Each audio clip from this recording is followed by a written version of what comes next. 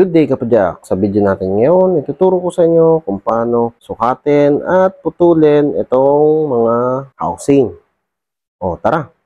Kung bago ka lang sa channel ko, huwag kalimutan mag-subscribe at i-click yung bell icon para notified ka sa mga future videos ko. I-like na rin. Sa pagsusukat at pagputol ng housing, napakadali lang yan. Basta meron ka lang proper tools. So, ang tools dyan ay ganito. So, ang tawag dito, cable cutter. So, itong cable cutter, nakadesign talaga yan sa mga matitigas na cable. Mga katulad nitong shifter cable, brake cable, saka itong mga housing. Mapa-shifter man yan o brake housing. Actually, itong shifter housing, mahirap yan. So, kung gagamitan mo lang siya ng cutter, okay lang. Medyo persado ka nga lang. Talagang didiinan mo pa.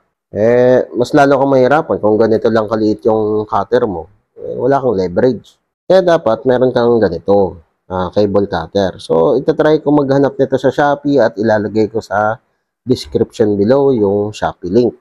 Good investment na rin, lalo na kung shop owner ka at mekaniko ka, mas mapapadali yung trabaho mo. Solve na tayo sa pangputol natin. So, pagsusukat naman ng housing, parehas lang yung gagawin natin, mapa-brick housing man o shifter housing.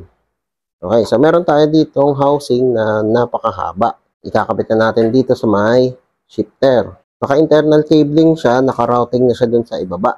So pagsukat nito, madali lang. Tatansyahin mo lang yung haba. Tatansyahin mo yung pag-flex ng housing kapag liniliko mo yung handlebar. So try natin iliko ng todo dito sa may kaliwa. Okay. Ayan. Tatansyahin mo lang dito sa may barrel adjuster.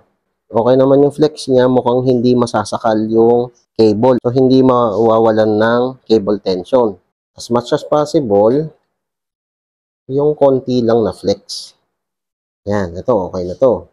Pero, wag mo munang putulin. Dahil, tetestingin mo muna kung ano yung itsura niya dito sa kabila. Pag liniko natin sa kanan, ganito yung magiging itsura ng housing. So, mukhang okay naman at maganda yung pagkakabend niya.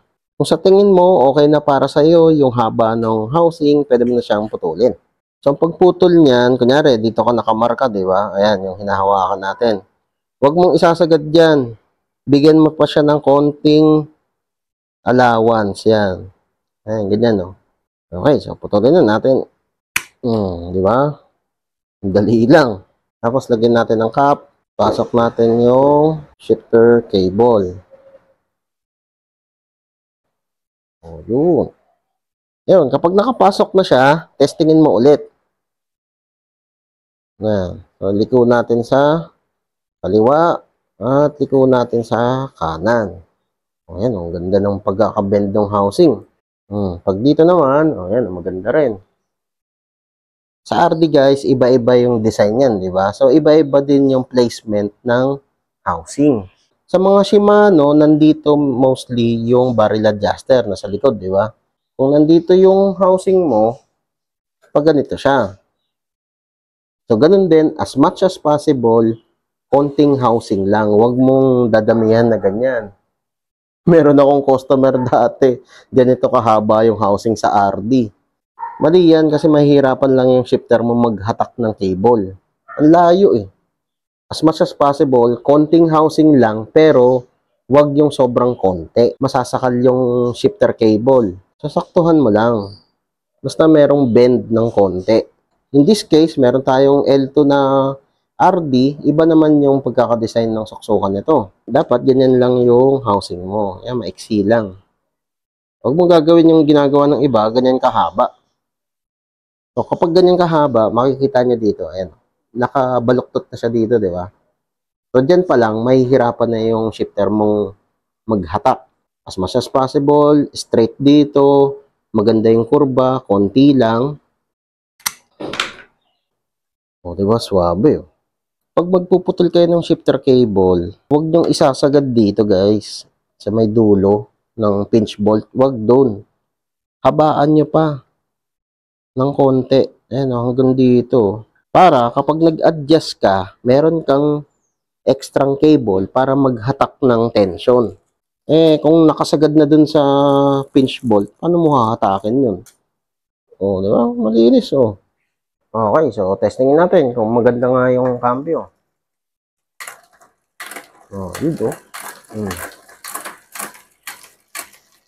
Wow, ang bilis.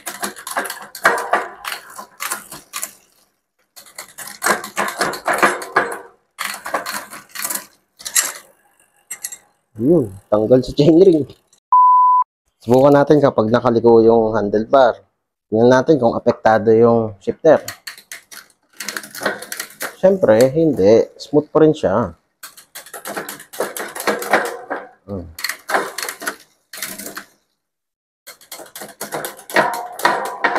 Diba? Pag nakaganito naman.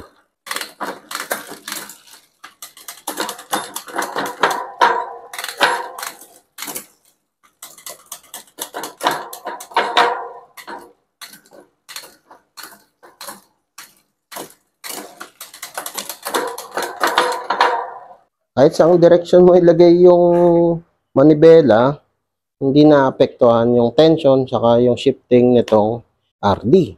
Okay, so yun guys, ang pagsukat at pagputol ng housing. So kung nakatulong itong video na to, leave a like. O kung may katanungan ka pa o may gusto kang idagdag, comment down below lang. Okay, so yun lang. Ayos! Whee!